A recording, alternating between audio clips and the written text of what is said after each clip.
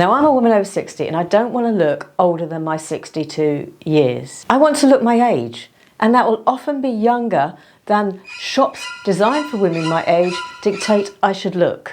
So how can I do this? Well, one of the ways is to minimise my usage of black. It can look stark and harsh against our lighter toned skin as we get older. It can enhance hollows around our neck and under our eyes.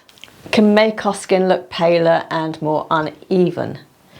But what can we wear instead? Now, in the winter, a colour that I will often navigate to, and I used this a lot last winter, was maroon.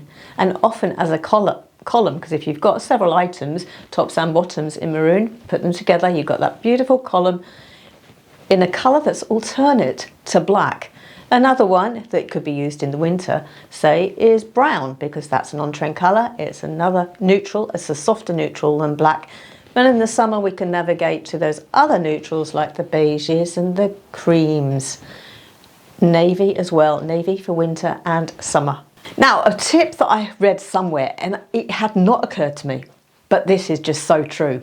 We need structure as we get older. Often when I'm looking at somebody and I think, oh, that looks a bit dated, a bit frumpy, it's because the outfit has got so much material, it's got no shape definition, the item's got no shoulder structure, for instance. Those aren't great on us. They cling to our body shape and make us overwhelmed in the clothing item. Try a shoulder pad underneath to put some definition into the area that it's missing there, and try to use belts. And in this same category, I would say I love to add a little bit of edgy to my outfits as well, to add a little bit of interest, a bit of modernity. It's just a youthful touch and it adds interest. Another way that I like to try to look my age, rather than enhancing the lines on my face by wearing a crazy pavement top that just makes my whole face and my whole body look like one big crazy pavement,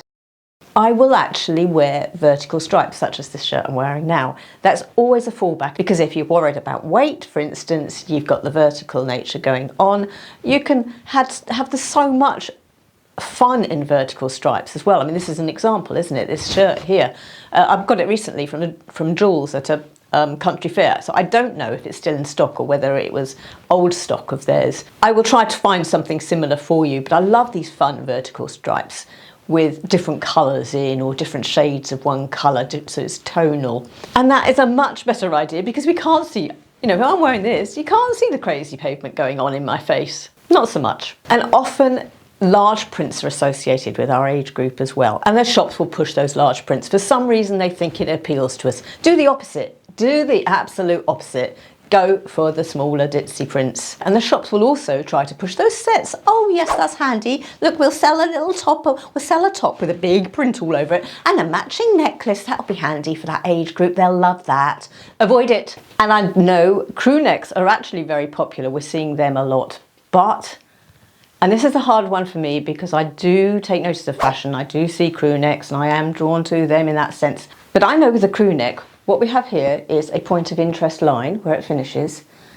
It finishes just where my neck is, and just then above that is my face. And it enhances the lines and wrinkles around my neck and my face. Lower crew neck, not so bad, but we don't want them too high. But generally, go for a V-neck, go for a scoop neck, a boat neck. They're much more flattering and less aging. Our denim could be out of date. Make sure you're not wearing skinny jeans. Instead, go for those straight jeans. Make sure you haven't got embellishment on anything that shouts an era. And avoid modern, up-to-date, on-trend denim, because that will soon be out of trend. Simple cut, no embellishment, is what you're looking for. Let's not be afraid also to show a bit of skin. That can be useful as well. So show our legs, show our calves. They don't tend to age, do they? Show our ankles. They don't age. Show our feet. There's no wrinkles on our feet. Show our wrists. Have some lovely bracelets and watches around the wrist. Wear the V-neck. Roll up the sleeves. And glasses. Obviously we update our glasses for sight reasons, but beware of frames. And I know, yes, there are trends in frames, but sometimes if a trend might be a big, bold, dark frame, that might not be our best friend.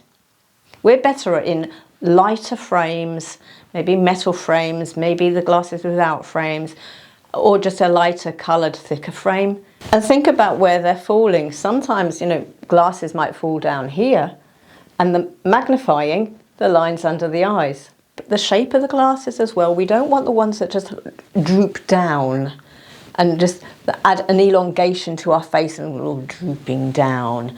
Something that will lift it, lift our face. The cat's eyes, for instance, are a good option. I also need, and maybe you as well, we need to consider our location. And it's all very well listening to YouTube videos that tell us this is on trend and that's on trend and this is what everyone's going to be wearing and that's what everyone's going to be wearing. But the reality is they're not where I live. And from what I understand from you guys, not where you live either. So where you live, there will be different trends and different habits and different ways of dressing that people are utilising. Observe it. In your age group, in the older age group and in the younger people, and have a look. See who's looking old in their clothes. Make a mental note of how you can dress in a way that doesn't look like that. Look at people your age who are dressing really well and actually it looks youthful but not too young, and take a note of it. And let's not make our shoes an afterthought. And I used to be so bad at this. I would get dressed, lovely outfit, and then we'd go out the door and I'd just put some shoes on. And I'm saying this isn't the last 10 years. I'm going back quite a way when shoes were an afterthought. Partly it's because for my size feet 3 in the UK, it was impossible to get shoes for. Our shoes are not just a full stop to the outfit. They are actually an accessory of the outfit. And if you take a photo of yourself before you go, you can see whether your shoes are cohesive with your outfit, and you sometimes cannot see that in a mirror. And remember that your wardrobe is a vibrant living wardrobe. If it is full of ex-work clothes, that is not really going to look right. Even if you wear, say, a jacket or a blazer you used to wear to work, it could be that the hemline is rounded at the front corner, which is not what we're wearing these days. It may just look obviously like that is a 10-year-old work jacket that you just popped on with that dress. The lapels won't be up to date. The collar, the material, the shape, it may be it doesn't have structure. It may be you've got some pleated skirts you used to wear to work, and well, pleats just make our tummy look big and our hips look big. Avoid those. It may be your skirts that just are the wrong length. It could be they're one of those straight knee-length skirts. That's not going to look casual, fun, up-to-date, modern, vibrant, going out to lunch now. So in other words, if you were wearing the outfit 5 years ago, perhaps you shouldn't be wearing it now. And remember, do not limit yourself to ageism thinking. But now what I want to do is go on to how we can look slimmer in our clothes. And as that is such a big topic, I've covered it here.